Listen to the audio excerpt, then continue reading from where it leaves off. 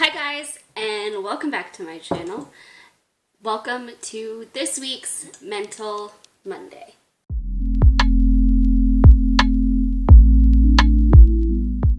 So as you can tell, we've been getting in the holiday season here, and the decorating video is coming, so be on the lookout for that. But today, I actually was inspired to talk about manipulation and power and control, and kind of add another little entry into our abuse series. So, trigger warning for anybody that might struggle with hearing something to do with that today. I am going to be talking about it. I am going to be talking about it in terms of abuse and just in manipulation in general, and responding to and dealing with and being aware of that. So there you go. That is what I wanted to say at the head, so that if you needed to kind of click out and this just isn't the time to hear something about that for you, please feel free to do so. So manipulation and power and control are two things that are very hand in hand. Manipulation is a part of power and control. Somebody with a manipulative personality is very much a power and control type of person.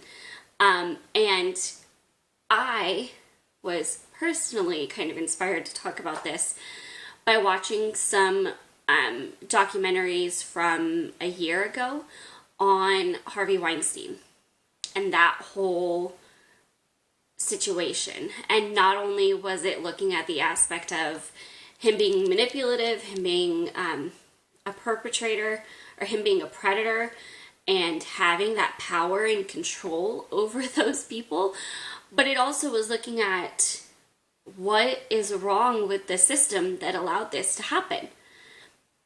What didn't filter in or didn't filter out, didn't cause somebody to do something that allowed this to continue to happen?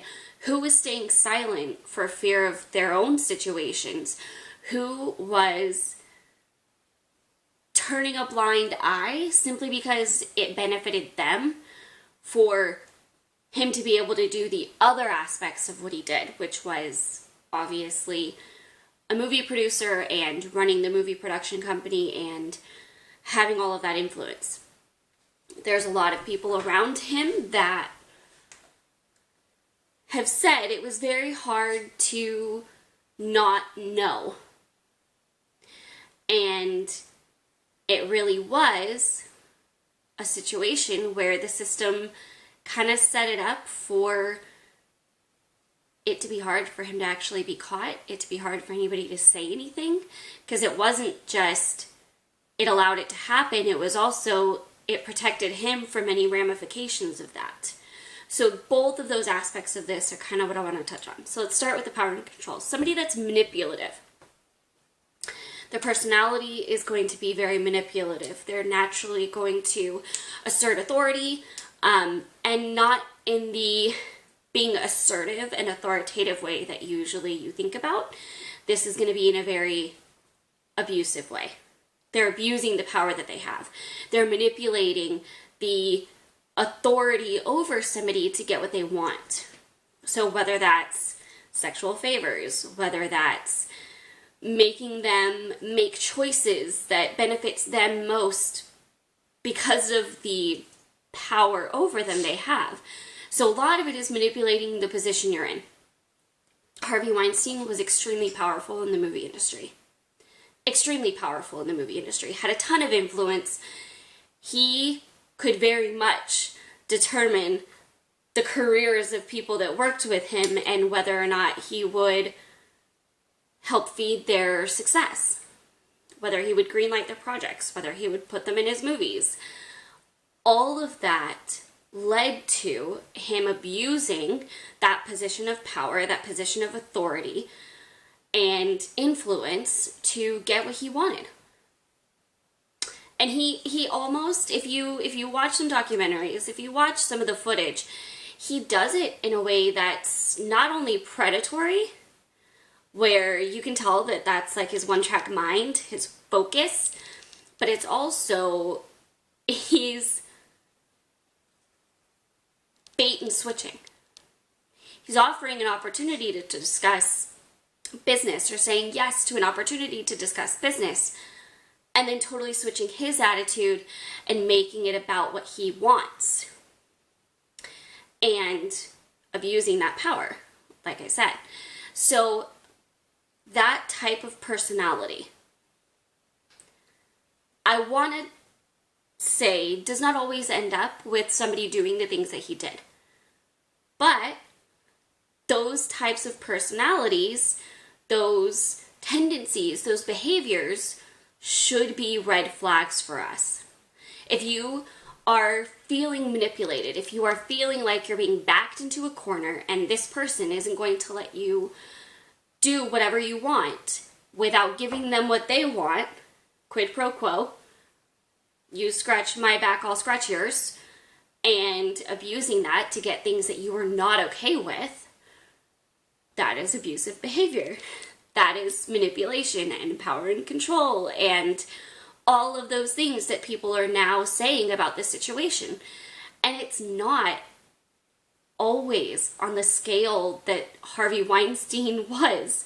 It can happen in much smaller scales. A boss using that power to manipulate you in that way.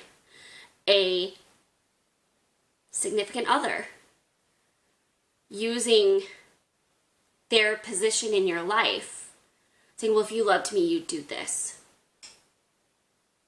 That's abusive. That's manipulation. That's power and control.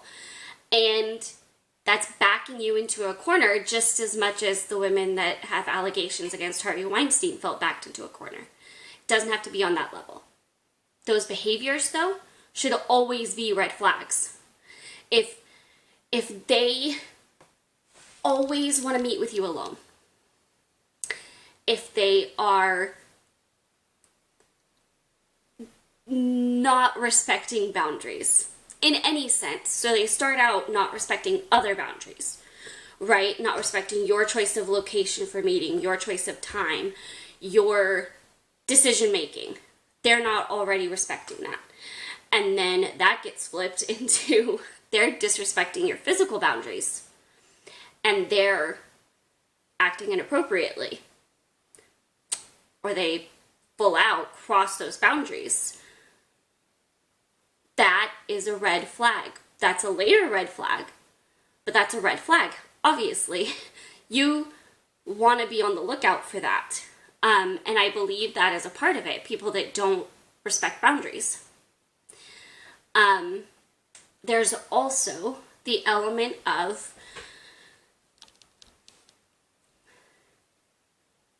being stubborn, but like not how you normally think about that. It's more being persistent in a really abusive and unhealthy way. So you're not fighting to get what you think is right. You're not listening when somebody says no. Again, crossing a boundary. And you're deciding, the abusive person is deciding, this is what's going to happen, and not giving you a choice. You're backed into a corner.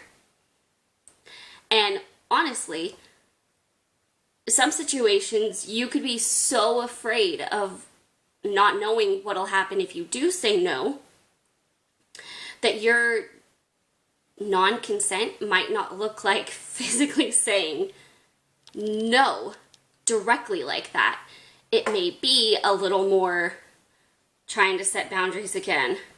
And you see examples of that in some of the footage that they show in some of the documentaries. Like the one that I watched was the Hollywood Reporter documentary on it. And they showed footage that somebody had actually recorded with their laptop, and it was gross, to say the least. And those are all things you want to be on the lookout for. If somebody's not respecting your boundaries, if somebody's not really making you feel like you have much of a choice, even though they're masking it as you have a choice, that's manipulation. That's not actually giving you the ability to have a choice and say no if you want to say no. And I think that kind of twisting is what happens a lot in abusive situations. So it can make the person that's being abused feel like, I didn't have a choice though. But they can't actually say that the other person said that they don't have a choice. And that is the scariness that comes with situations like that. And it can happen in any situation. So that's the manipulation, that's the power and control. And then you look at the system that kind of protects that person in power.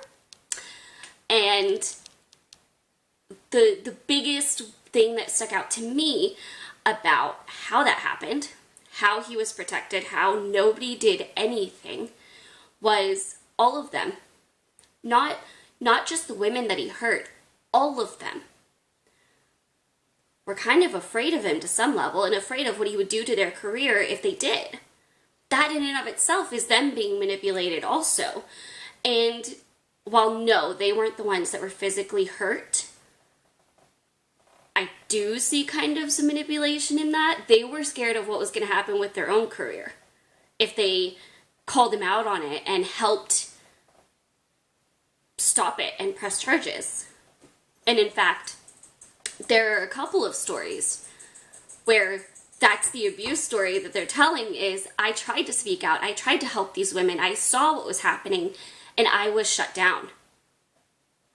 And basically my job was threatened if I didn't. And that's scary. I think the whole aspect of absolute power corrupts absolutely.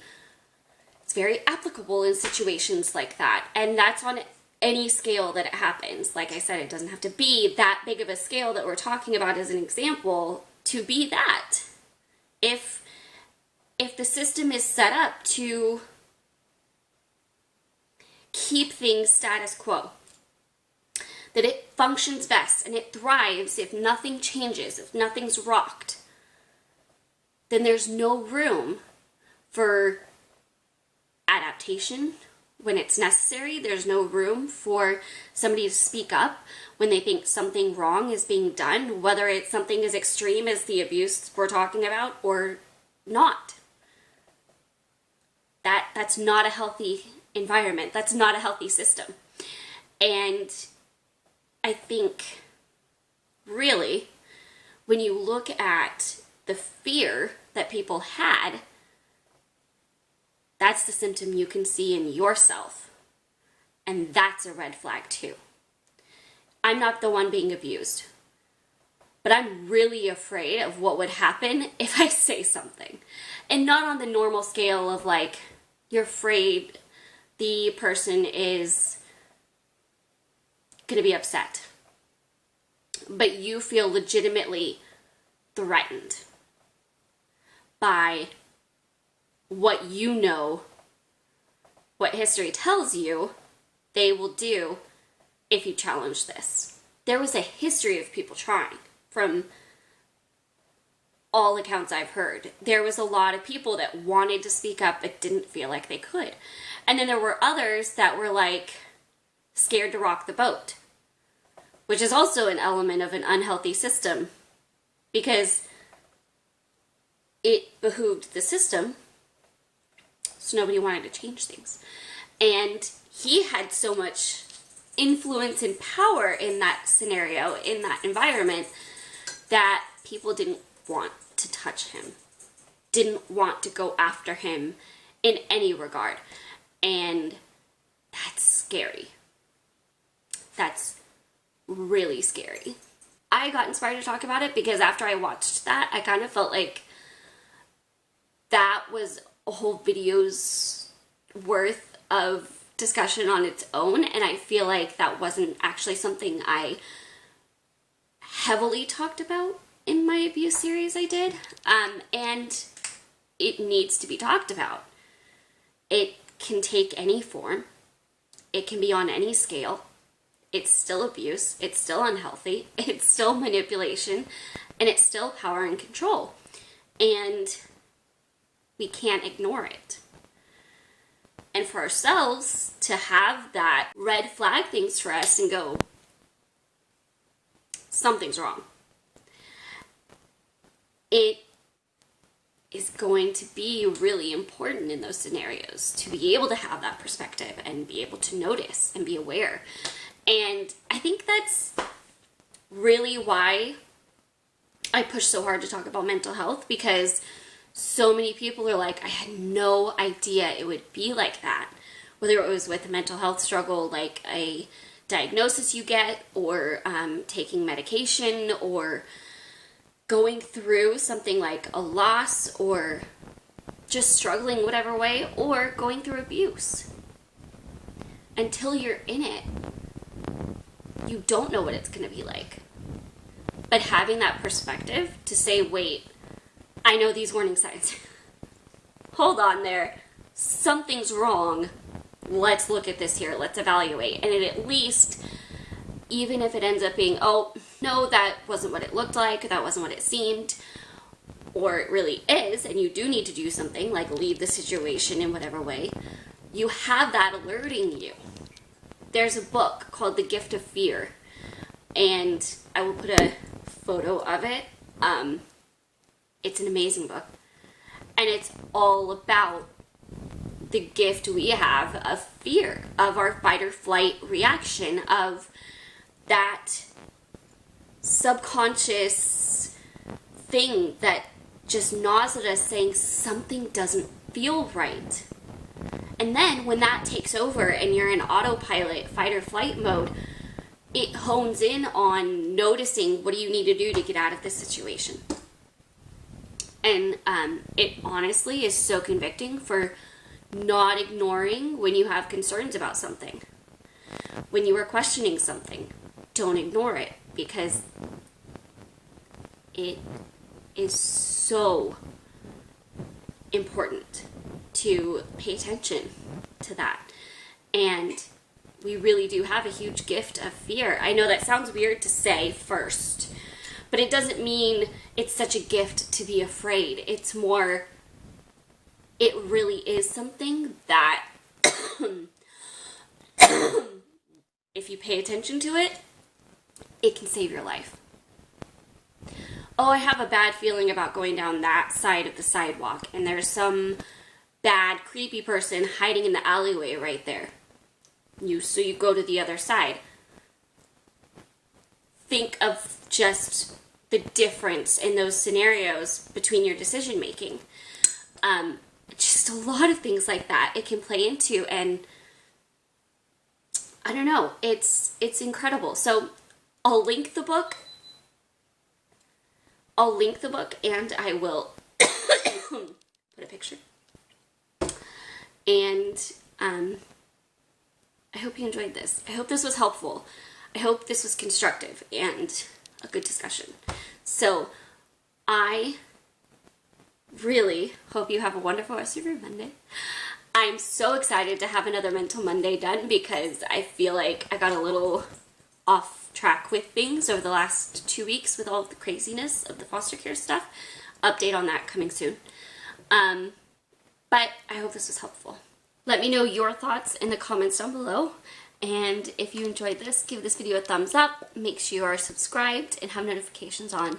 And I will talk to you guys tomorrow. Bye!